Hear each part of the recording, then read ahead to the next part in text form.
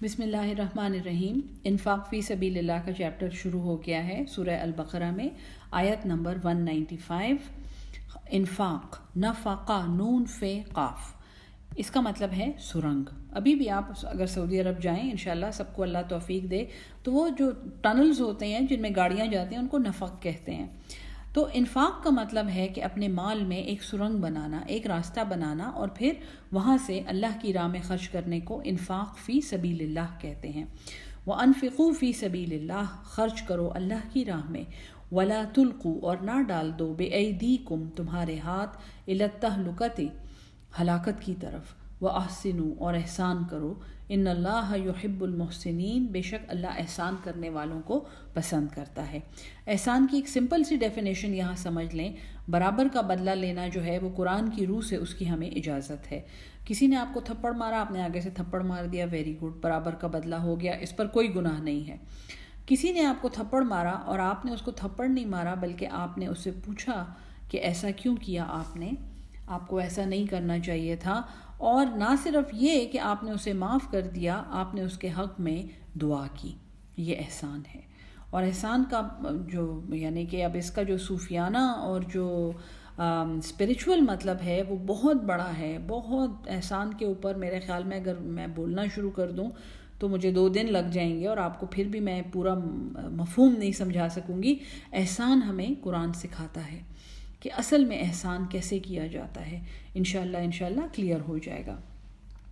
اب فرض جو حج ہے اس کا ذکر ہے یہاں پہ، کیونکہ انفاق فی سبیل اللہ، نماز جو ہے جسمانی عبادت ہے، روزہ جسمانی عبادت ہے، جہاد جسمانی عبادت ہے، حج یہ مالی عبادت بھی ہے اور جسمانی عبادت بھی ہے، زکوٰۃ یہ مالی عبادت ہے۔ تو جہاد سے شفٹ ہوتے ہوئے انفاق فی سبیل اللہ پہ جس عبادت کا ذکر ہونا چاہیے وہ جانی بھی ہے اور جسمانی بھی ہے اور مالی بھی ہے، اور وہ ہے حج۔ وَأَتِمُّ الْحَجَّ، اور پورا کرو اپنا حج، وَالْعُمْرَةَ، اور عمرہ، للہ، اللہ کے لیے۔ حج اور عمرہ اللہ کے لیے کرنے ہیں، ٹھیک ہے جی۔ ان کے کوئی آپ نے سکور نہیں کرنے، ان کے آپ نے گول نہیں کرنے، نہ ہی آپ نے دنیا کو دکھانے کے لیے کرنے ہیں۔ فَإِنْ عُسِرْتُمْ، پس اگر تم روک لیے جاؤ، فَمَسْتَيْسَرَ، پس جو میسر آ جائے، آسانی سے تمہیں مل جائے، من الہدی، ہدی قربانی کو کہتے ہیں، تو جہاں پہ تمہیں قربانی مل جائے، ولا تحلقوا، اور نہ منڈواؤ، حلق جو ہے یہ سر کو منڈوانے کو، گنجا کرنے کو کہتے ہیں، ولا تحلقوا رؤوسکم، تمہارے سر، حتی یبلغ الہدی، یہاں تک کہ پہنچ جائے وہ قربانی، محلہ، اس کی جگہ پر، اس کے مقام پر۔ فمن کان منکم مریضا، پس جو تم میں سے مریض ہے، او بہی اذن، یا اس کے اذیت ہو، من رأسہ، اس کے سر میں کوئی بیماری ہو اس کے سر میں، ففدیۃ، پس وہ فدیہ دے، من صیام، روزوں کا، او صدقۃ، یا وہ صدقہ دے، او نسک، یا وہ ایک قربانی کرے۔ یعنی کہ اگر وہ قربانی ہونے سے پہلے اپنا سر منڈوا دے تو پھر 3 باتیں ہیں، یا اس نے فدیہ دینا ہے، یا اس نے روزہ رکھنا ہے، روزہ رکھ کے فدیہ دینا ہے، یا اس نے صدقہ دینا ہے، یا قربانی کرنی ہے۔ فَإِذَا أَمِنْتُمْ، پس جب تم امن میں ہو، فمن، پس جو، تمتع، فائدہ اٹھائے، بالعمرۃ، عمرے کا، الی الحج، حج تک، فمستیسر، پس جو میسر آ جائے آسانی سے، من الہدی، قربانی میں، فمن لم یجد، پس جو نہ پائے، یعنی جس کو قربانی نہ ملے کرنے کے لیے حج میں، فصیام، پس روزے رکھے، 3 ایام، 3 دن کے، فی الحج، حج میں، و7، اور 7، اذا رجعتم، جب تم واپس لوٹو، جب حج کا سیزن، جب حج کا ٹائم گزر جائے، یعنی کہ 9-10 ذی الحج جو ہیں وہ ہو جائیں، اور پھر 11، 12، 13 جو ایام تشریق ہیں جو منی میں گزارنے ہوتے ہیں وہ بھی گزر جائیں، اور اس کے بعد پھر 7 دن تم نے روزے رکھنے ہیں۔ تلک عشرۃ کاملہ، یہ 10 دن ہیں پورے کے پورے۔ ذالک، یہ چیز، لمن لم یکن، اس کے لیے ہے جو نہ ہو، اہلہ، اس کی فیملی، اس کے گھر والے، حاضر المسجد الحرام، مسجد حرام کے قریب رہنے والے، واتقوا اللہ، اور یہ میں آپ کو پورا سمجھاتی ہوں، آئی ایم شور کنفیوژن ہو رہی ہوگی، اور اللہ سے ڈرو، وَاعْلَمُوا، اور جان لو، ان اللہ، یہ کہ اللہ، شدید العقاب، بڑا سخت تعاقب کرنے والا ہے، بڑا سخت عذاب دینے والا ہے۔ حج اور عمرے کے بارے میں یاد رکھیں 3 قسم کے حج ہیں۔ حج قران، یہ وہ حج ہے جو حضور صلی اللہ علیہ وسلم نے کیا ہے کہ وہ مدینہ سے چلے اور انہوں نے حج کا احرام باندھا ہوا تھا، اور جب وہ مکہ میں داخل ہوئے تو انہوں نے پہلے عمرہ کیا اور احرام اسی طرح باندھے رکھا یہاں تک کہ حج کا وقت آ گیا، پھر انہوں نے حج کیا اور قربانی کر کے 10 ذی الحج کو انہوں نے پھر وہ احرام کھولا اور وہ عمرہ اور حج جو ہیں وہ دونوں ادا ہو گئے۔ دوسرا قسم کا حج جو ہے وہ ہے حج تمتع۔ یہ زیادہ تر لوگ جو ہم باہر سے حج کرنے جاتے ہیں یہ ان کا حج ہے۔ ہم جب یہاں سے جاتے ہیں تو میقات پہ عمرے کا احرام باندھتے ہیں، جب ہم سعودی عرب میں انٹر ہوتے ہیں، مکہ جاتے ہیں، اپنا عمرہ کرتے ہیں، پھر احرام کھول دیتے ہیں، پھر ہم ریلیکس ہو جاتے ہیں، اور پھر جب حج شروع ہوتا ہے 7، 8، 9 جب منی جانے کا ٹائم آتا ہے 7 ذی الحج کو، تو پھر ہم حج کا احرام باندھتے ہیں، ٹھیک ہے نا جی۔ اور پھر وہ پہلا طواف کر کے اس کے بعد ہم منی چلے جاتے ہیں اور وہاں پہ حج شروع ہو جاتا ہے یہاں تک کہ 10 ذی الحج کو قربانی کر کے سر منڈوا دیے جائیں تب وہ احرام کھلتا ہے۔ تو 2 احرام ہو گئے۔ تو اس حج میں لوگ عمرے کا فائدہ اٹھاتے ہیں، متاع جو ہے یہ فائدے کو کہتے ہیں، یہ حج تمتع ہے۔ تیسری قسم کا حج جو ہے وہ حج افراد ہے، وہ مکہ کے رہنے والوں کے لیے ہے، وہ بہت انڈیویجول اور بہت ایک انیوژول حج ہے، کیونکہ اس میں منی میں پرماننٹ رہنا بھی ضروری نہیں ہے، اور اس میں یہ عمرہ جو ہے پہلے والا یہ بھی ضروری نہیں ہے، اور اس میں قربانی بھی نہیں ہے۔ مکہ کے رہنے والوں کو یہ ساری سہولتیں ہیں اور ان کے حج کو حج افراد کہا جاتا ہے۔ یہ پوری آیت جو ہے یہ اس کے بارے میں ہے، اور اگر تم روک لیے جاؤ تو یہ فتح مکہ سے 2 سال پہلے بلکہ 1 سال پہلے یہ لوگ حج کرنے گئے تھے۔ حضور صلی اللہ علیہ وسلم نے خواب دیکھا تھا کہ ہم سب حج کر رہے ہیں، اور جب یہ گئے تھے تو انہیں وہاں پہ روک لیا گیا تھا۔ وہاں پر جہاں صلح حدیبیہ ہوا، بیت رضوان والی جگہ جو تھی، یہ آیات کا شان نزول جو ہے یہ وہ وقت ہے کہ اگر تم روک لیے جاؤ اور تم قربانی نہ کر سکو تو پھر ظاہر ہے تم احرام کیسے کھولو گے، تو پھر جہاں پہ تمہیں آسانی ہو وہاں پہ قربانی کر کے اپنے سر منڈوا لو۔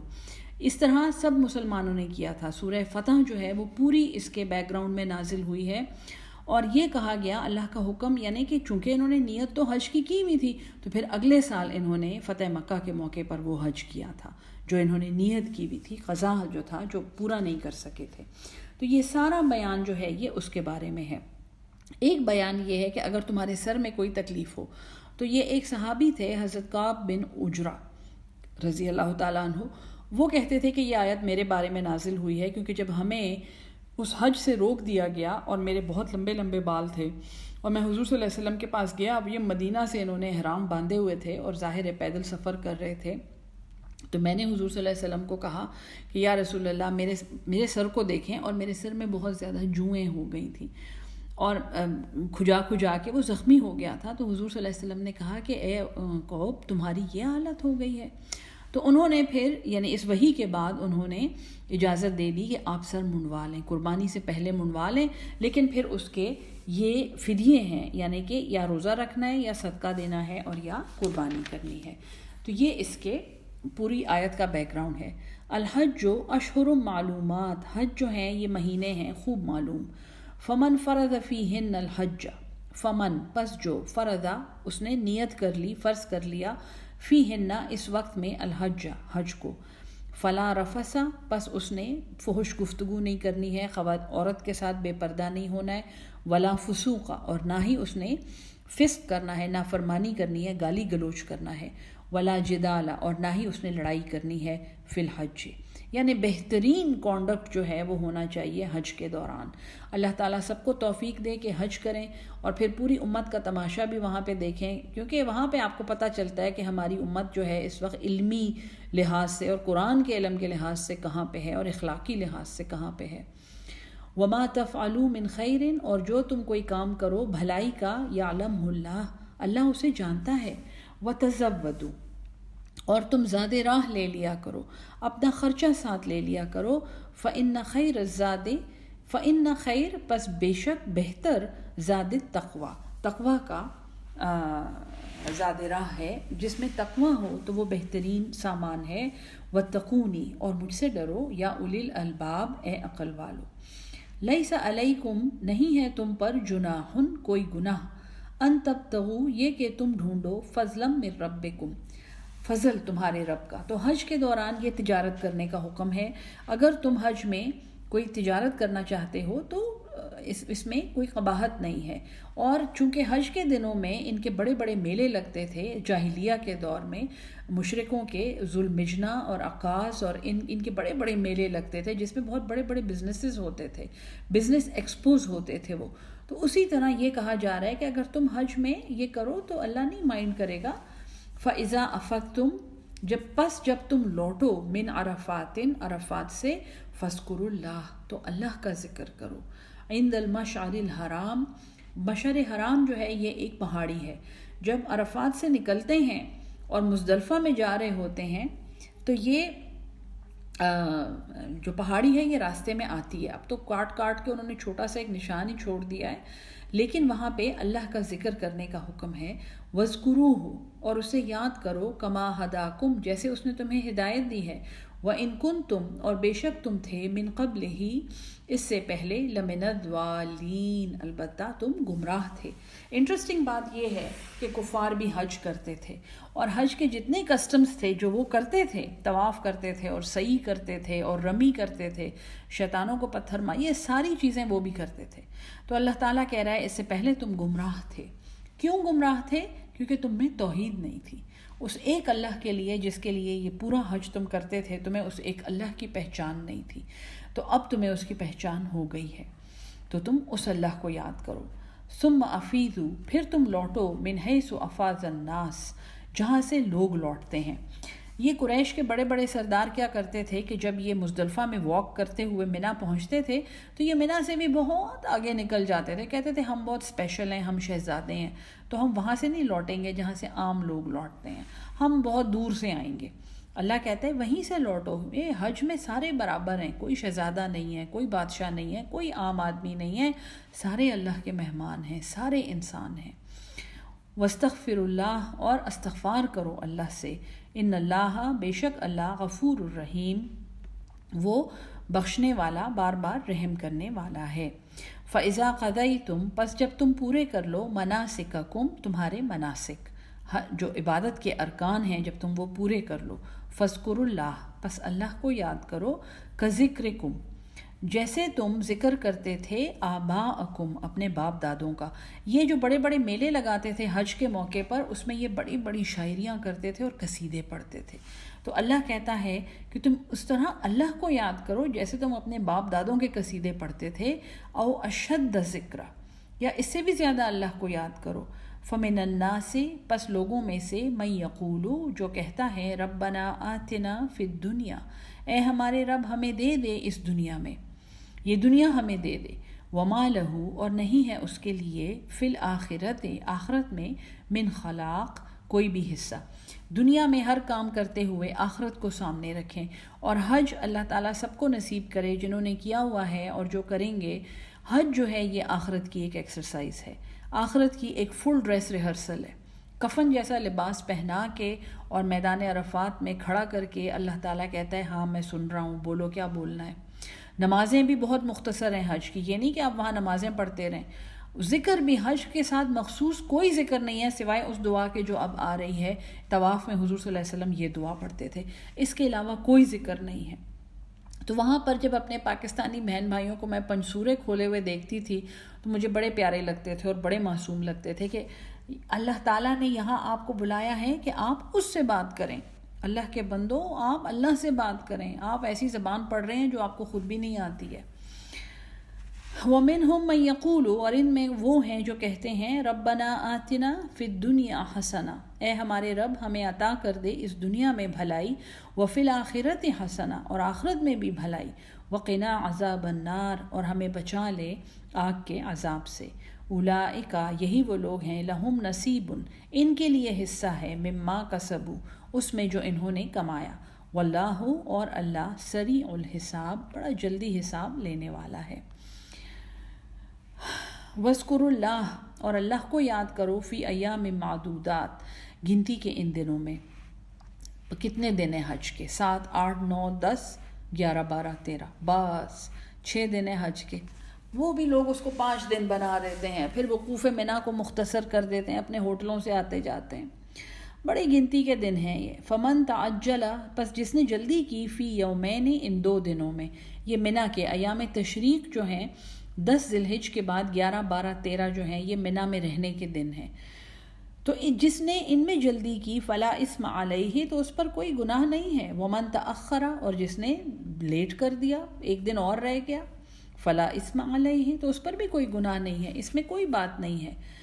حج کا بدلہ کس کے لیے ہے؟ لمن اتقا، اس کے لیے ہے جو جس میں پرہیزگاری ہے، جس نے تقوی ڈیولپ کر لیا. واتقوا اللہ، اور اللہ سے ڈرو. وَاعْلَمُوا، اور جان لو، انکم، یہ کہ تم، الیہ تحشرون، اسی کی طرف لوٹائے جاؤ گے.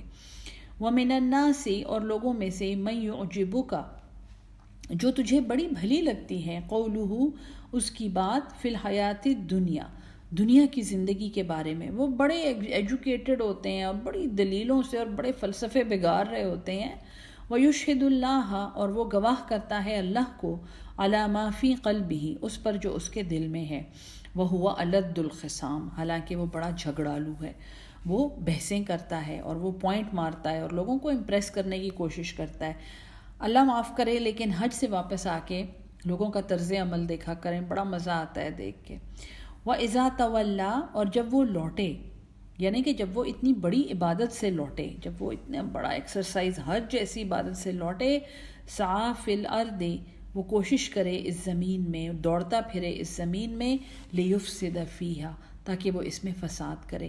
اگر حج انسان سے فساد نہیں نکال سکا اور اصلاح انسان میں نہیں ڈال سکا، ویہلک الحرث، اور کھیتیوں کو ہلاک کر دے، انوائرمنٹ کو نقصان پہنچائے، گندگی پھیلائے، کوڑا پھیلائے، زمین کے ساتھ دشمنی کرے، والنسل، اور جانوروں کے ساتھ، اس دنیا میں بسنے والی جاندار چیزوں کے ساتھ دشمنی کرے. واللہ، اور اللہ، لا يحب الفساد، اللہ تو فساد نہیں پسند کرتا. تو جو حج سے لوٹے اتنی بڑی ایکسرسائز سے اور اس کو اتنی سی بات نہ سمجھ آئے کہ زمین میں فساد نہیں کرنا ہے اور اس زمین کی جو باقی لیونگ تھنگز ہیں ہر چیز کی رسپیکٹ کرنا ہے، یہ بات یہاں کیوں آئی ہے؟ کیونکہ جب آپ احرام میں ہوتے ہیں تو آپ کو مچھر اور مکھی مارنے کی بھی اجازت نہیں ہوتی ہے، سوائے اس موذی کے جس سے کسی کی جان کو خطرہ ہو، جیسے سانپ. اور کسی چیز کو مارنے کی اجازت نہیں ہے. اگر کسی چیز کو مار دیا تو احرام جو ہے وہ خراب ہو جاتا ہے، احرام ضائع ہو جاتا ہے. اسپیشلی اگر کسی انسان کی جان لے لی، وہ بھی بغیر کسی وجہ، احرام تو پھر اس کا تو نام نشان نہیں رہتا ہے. احرام جو ہے یہ حرمت والی ایک سٹیٹ ہے، ایک بڑی اسپیشل سٹیٹ ہے اور بڑی ڈیفیکلٹ سٹیٹ ہے. یہ بال بھی نہیں ٹوٹنے چاہیے، ناخن بھی نہیں ٹوٹنے چاہیے. یہ ساری ایکسرسائز کیوں کرائی جا رہی ہے؟ تاکہ انسان جان کی عزت کرنا سیکھ لے، جان کی قدر جان لے. وہ ہر جاندار کی قدر، ہر زندہ چیز کی قدر. پودے نہیں توڑنے ہیں، شکار نہیں کھیلنا ہے، کسی جانور رینگنے والے کوئی بھی جانور نہیں مارنا ہے، کوئی اپنے ناخن نہیں کاٹنے ہیں، اپنے بال نہیں کاٹنے ہیں. آپ سوچیں اس سے زیادہ کوئی ایکسرسائز ہو سکتی ہے؟ لوگ جا کے ہمالیہ کے پہاڑوں پہ چڑھ کے اور نیپال میں جا کے اور مونکس سے اور ننس سے زندگی کی قدر سیکھتے ہیں. حج آپ دیکھیں، حج جیسی ایکسرسائز کسی بھی مذہب میں نہیں ہے. وَإِذَا قِيلَ لَهُ اتَّقِ اللَّهَ، اور جب اسے کہا جاتا ہے اللہ سے ڈرو، أَخَذَتْهُ الْعِزَّةُ، اسے پکڑ لیتی ہے اس کی جھوٹی عزت، بالاسم، گناہ کے ساتھ. فَحَسْبُهُ جہنم، تو اس کے لیے جہنم کافی ہے. وَلَبِئْسَ الْمِہَادُ، اور بہت برا ٹھکانہ ہے وہ. وَمِنَ النَّاسِ، اور لوگوں میں سے، مَن يَشْرِي نَفْسَهُ، جو بیچتا ہے اپنی جان کو، ابتغاء، چاہتے ہوئے، مرضات اللہ، اللہ کی رضامندی، اپنی جان بیچ دیتا ہے، اپنی مرضی بیچ دیتا ہے، اپنی خوشی، اپنا سب کچھ وہ اللہ کے لیے داؤ پہ لگا دیتا ہے. واللہ، اور اللہ، رؤوف بالعباد، وہ تو بڑا پرشفقت ہے اپنے بندوں پر. یا ایھا الذین آمنوا، اے ایمان والو، ادخلوا فی السلم، داخل ہو جاؤ سلامتی میں، کافہ، پورے کے پورے. یہ حکم ہے اسلام. دیکھیں یہاں تک اب اتنی شریعت سمجھا دی گئی ہے، اتنے احکامات ہمیں اللہ نے بتا دیے ہیں کہ اب ہمیں سمجھ آ گئی ہے کہ سلامتی کیا ہے. کہاں پر ہم اپنی زبان کو توڑ مروڑ کر لوگوں میں فساد پیدا کرتے ہیں، لوگوں کے پیچھے باتیں کرتے ہیں، لوگوں کے حق مارتے ہیں، جھوٹی سفارشیں کراتے ہیں، رشوتیں دیتے ہیں. کہاں پہ ہم اللہ کے ساتھ شرک کر رہے ہوتے ہیں، جب ہم عام اپنے جیسے انسانوں کے پاس جا کے کہتے ہیں آپ مائی باپ ہیں، آپ کچھ کر لیں، آپ ہمیں اولاد دے دیں۔ جب ہم قبروں پہ جا کے اپنے ماتھے رگڑتے ہیں اور انہیں کہتے ہیں کہ ہمارے معاملات ٹھیک کر دیں اور ہمیں شفا دے دیں، یہ ساری باتیں ہمیں سمجھ آ گئی ہیں، یہ ساری باتیں فساد کی ہیں۔ سلامتی اور اسلام جو ہے وہ وہی ہے جو قرآن پڑھا رہا ہے۔ تو اللہ یہاں کہتا ہے یا ایھا الذین آمنو، اے ایمان والو، ادخلوا فی السلم کافہ، داخل ہو جاؤ اسلام میں، سلامتی میں پورے کے پورے۔ ولا تتبعوا، اور اتباع نہ کرو، خطوات الشیطان، شیطان کے قدموں کے نشان کی۔ یہ میں نے آپ کو اچھی طرح سمجھایا تھا زنا کی مثال دے کر۔ انہ، بے شک وہ، لکم عدو مبین، تمہارا کھلا دشمن ہے۔ فَإِن زَلَلْتُمْ، پس اگر تم پھسل گئے، زلل ذلت، پھسل جانا، گر جانا، ذلیل ہو جانا۔ فَإِن زَلَلْتُمْ مِن بَعْدِ، اگر تم گر گئے، پھسل گئے اس کے بعد، مَا جَاءَتْكُمُ الْبَيِّنَاتُ، کہ تمہارے پاس آ گئی ہیں روشن نشانیاں، فَاعْلَمُوا، پس جان لو، ان اللہ، یہ کہ اللہ عزیز حکیم، وہ زبردست ہے اور حکمت والا ہے۔ هل ينظرون، کیا یہ انتظار کرتے ہیں، الا، مگر، ان یأتیہم اللہ، یہ کہ آ جائے اللہ، فی ظلل، سایوں میں، سائبانوں میں، من الغمام، بادلوں کے، والملائکۃ، اور فرشتے۔ یعنی یہ لوگ برائیاں کرتے رہتے ہیں، کیا یہ اس کا انتظار کر رہے ہیں کہ اللہ خود ہی آ جائے سائبانوں میں اور فرشتوں کے ساتھ، وقضی الامر، اور فیصلہ کر دیا جائے ہر امر کا، یعنی آخرت آ جائے، وإلی اللہ ترجع الامور، اور اللہ ہی کی طرف لوٹنا ہے ہر امر کا۔ دوبارہ سے بنی اسرائیل کی طرف واپس جا رہے ہیں ہم، بنی اسرائیل کا ذکر ہے۔ سل بنی اسرائیل، پوچھئے، اگر اے مومنو، اگر تم بھی اس انتظار میں ہو کہ اللہ نیچے آ جائے زمین پہ اور تمہیں کچھ پڑھائے، تو پوچھو بنی اسرائیل سے، کم آتیناہم، کتنی ہی دی تھی ہم نے ان کو، من آیتن، نشانیاں، بینہ، جو روشن تھیں، ومن یبدل، اور جو بدل دے، نعمت اللہ، اللہ کی نعمت کو، من بعد ما جاءتہ، بعد اس کے کہ وہ آ گئی اس کے پاس، فإن اللہ، پس بے شک اللہ، شدید العقاب، بڑا سخت تعاقب کرنے والا ہے، بڑی سخت سزا دینے والا ہے۔ تو جو لوگ اس انتظار میں ہیں، لوگ کہتے ہیں نا کہ یار انہیں بات کیوں نہیں سمجھ آ رہی ہے، کیا اللہ میاں خود آ کے سمجھائیں ان کو؟ اللہ یہاں پہ بالکل اس موقع پہ اللہ کہتا ہے بنی اسرائیل سے پوچھو کتنی نشانیاں ان کے پاس آئی تھیں۔ تو جو اللہ کی نعمت کو بدل دے، اور اللہ کی نعمت کو بدلنے کا مطلب یہ ہے کہ اللہ نے کس لیے ہدایت بھیجی تھی اور لوگوں نے اس کو کس لیے استعمال کرنا شروع کر دیا۔ ابھی ہم نے جہاد کا چیپٹر پڑھا ہے، اسی جہاد کے چیپٹر کی بیس پہ جاہلوں نے اور ظالموں نے داعش اور آئسس بنائی ہیں، وہ بھی یہی آیات پڑھتے ہیں اور انہوں نے اسی طرح اللہ کی اس نعمت کو بدلا ہے۔ تو پھر اللہ بڑا سخت عذاب دینے والا ہے۔ زُیِّنَ لِلَّذِینَ کَفَرُوا، زُیِّنَ، مزین کر دی گئی ہے، سجا دی گئی، خوبصورت کر دی گئی ہے، للذین کفروا، ان انکاریوں کے لیے، الحیات الدنیا، دنیا کی زندگی۔ کافر کی مجبوری کیا ہے کہ اس کو دنیا کی زندگی بڑی خوبصورت نظر آتی ہے، اس کو آخرت کا نہیں پتہ ہوتا۔ وَيَسْخَرُونَ، اور وہ مذاق کرتے ہیں، من الذین آمنوا، جو لوگ ایمان لائے ہیں، والذین اتقوا، اور جو متقی ہیں، فوقہم یوم القیامہ، وہ ان کے اوپر ہوں گے، ان کا درجہ ان سے اوپر ہوگا قیامت کے دن۔ واللہ یرزق، اور اللہ رزق دیتا ہے، من یشاء، جسے وہ چاہتا ہے، بغیر حساب، بے حساب۔ اب یہ یاد رکھیں کہ اللہ کا رزق جو ہے وہ یہ پہچان نہیں ہے کہ اس پہ اللہ کی بہت بڑی رحمت ہے۔ اللہ جس کو چاہتا ہے اپنا رزق بے حساب دیتا ہے، ہاں جس میں تقویٰ ہوتا ہے درجہ اس کو ملے گا قیامت کے دن۔ کان الناس، تھے یہ لوگ، امتً واحدہ، ایک ہی امت، یہ آگے بار بار اس چیز کا ذکر آئے گا۔ فبعث اللہ النبیین، پس اٹھائے اللہ نے نبی، خبر دین، نبأ خبر کو کہتے ہیں، اللہ نے خبر دینے والے اٹھائے، مبشرین خوشخبری سنانے والے، ومنذرین اور ڈرانے والے، وانزل معہم الکتاب اور اتاری ان کے ساتھ کتاب، بالحق حق کے ساتھ، لیحکم بین الناس تاکہ وہ فیصلہ کر دے لوگوں کے درمیان، فی مختلفوا فیہ اس میں جس میں یہ اختلاف کرتے تھے۔ تو اللہ نے فیصلہ کرنے کے لیے کتابیں بھیجی ہیں، ومختلف فیہ اور اختلاف نہیں کیا اس میں، الا الذین مگر ان لوگوں نے، اوتوہ جو دیے گئے تھے، من بعد اس کے، ما جاءتہم البینات، ان کے پاس روشن نشانیاں آ چکی تھیں اور انہیں سمجھ بھی آ گئی تھی. ہوا کیا؟ بغیم بینہم، آپس کی ضد. یہ ٹھیکیدار بن گئے، انہوں نے کہا کہ یہ ہمارا دین ہے، صرف ہمیں آتا ہے، یہ 12 علوم کے بغیر نہیں پڑھا جا سکتا، یہ خواتین بھی نہیں پڑھ سکتی ہیں. آپس کی ضد کی وجہ سے انہوں نے وہ دین کھو دیا، اپنی جھوٹی انا کے لیے، اپنے نفس کے لیے، مال کے لالچ میں، دنیا میں مشہور ہونے کی ضد میں انہوں نے وہ دین کھو دیا. فہد اللہ، پس ہدایت دی اللہ نے، الذین آمنوا، ان لوگوں کو جنہوں نے، جو ایمان والے ہیں، لما اختلفوا فیہ، اس میں جو انہوں نے اختلاف کیا، من الحق کے، حق سے، بإذنہ، اپنے اذن سے.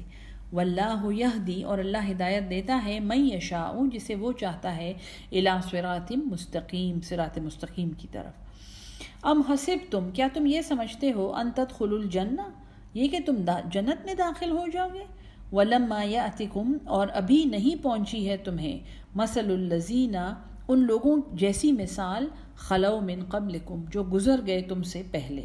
مستہم البأساء، پہنچی تھیں ان کو تکلیفیں، سختیاں، والضراء، اور نقصان، وزلزلوا، اور وہ ہلائے گئے تھے، حتیٰ، یہاں تک کہ، یقول الرسول، کہا رسول نے، والذین آمنوا، اور جو لوگ ایمان لائے تھے، معہ، ان کے ساتھ، متی نصر اللہ، اللہ کی مدد کہاں ہے.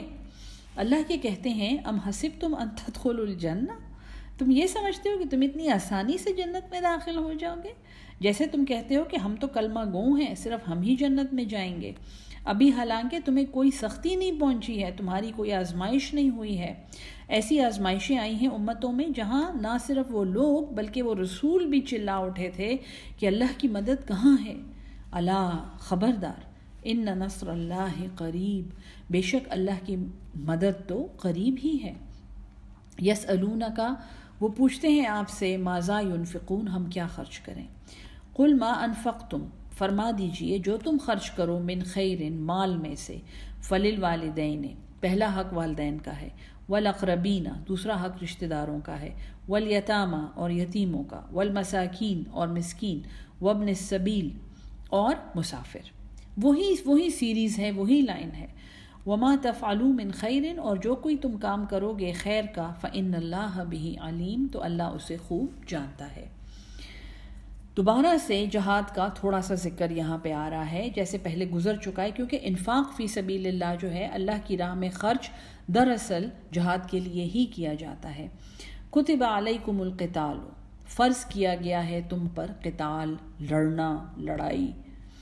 وہو کرہ لکم، چاہے وہ تمہیں برا لگے، تمہیں کراہت ہو اس سے، تمہیں گھبراہٹ ہو اس سے. وعسیٰ، اور قریب ہے، ان تکرہو، یہ کہ تم کراہت کرو ایک چیز سے، ناپسند کرو، شیئن، ایک چیز کو، وہو خیر لکم، اور وہ بہتر ہو تمہارے لیے. وعسیٰ، اور قریب ہے، ان تحبوا شیئن، تم کسی چیز کو پسند کرو، محبوب رکھو، وہو شر لکم، اور وہ تمہارے لیے شر ہو، برائی ہو. زبردست آیت ہے یہ، آیت نمبر 216 سورہ البقرہ، جہاں پر قتال کا حکم ہے. ایک آدمی کی گردن مارنا، ایک انسان کو قتل کرنا بہت مشکل کام ہے، لیکن فرض کیا گیا ہے یہ تم پر دین میں، چاہے یہ تمہیں برا لگے. کیوں؟ کیونکہ اللہ کو معلوم ہے، تمہیں نہیں معلوم. تمہیں کوئی چیز ناپسند ہوگی اور وہ تمہارے لیے بہت بڑی خیر ہوگی، اور تمہیں کوئی چیز بری لگے گی، تمہیں کوئی چیز بہت پسند ہوگی اور وہ تمہارے لیے بہت خطرناک ہوگی.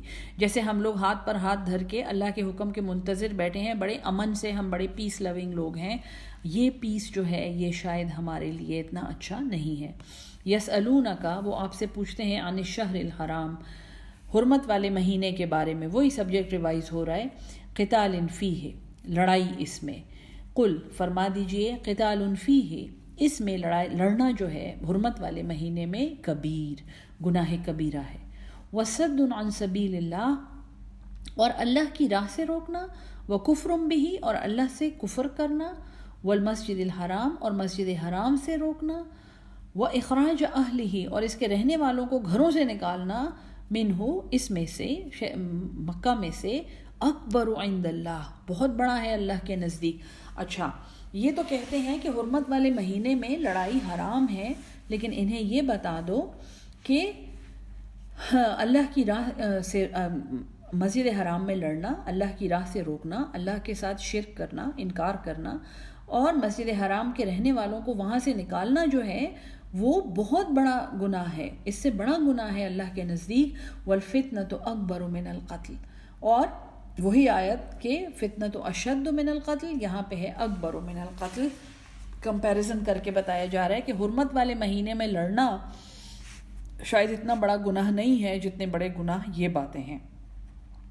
ولا یزالون، اور رہیں گے یہ ہمیشہ، یقاتلونکم، تم سے لڑتے رہیں گے، حتی یردوکم، یہاں تک کہ وہ تمہیں لوٹا دیں، عن دینکم، تمہارے دین سے، ان استطاعوا، اگر وہ استطاعت رکھتے ہیں. ومن یرتدد منکم، ارتداد رد ہو جانا، مڑ جانا، یہ مرتد کا مسئلہ ہے. اور جو مرتد ہو جائے تم میں سے، عن دین ہی، تمہارے دین سے، فیمت، پس وہ مر جائے، وہو کافر، اور وہ کفر کی حالت میں ہو، فاولئک، پس یہی وہ لوگ ہیں، حبطت اعمالہم، ضائع ہو گئے ان کے اعمال، فی الدنیا والآخرہ، دنیا اور آخرت میں، واولئک، اور یہی وہ لوگ ہیں، اصحاب النار، جو دوزخ کے آگ کے ساتھی ہیں، ہم فیہا خالدون، ہمیشہ اس میں رہیں گے.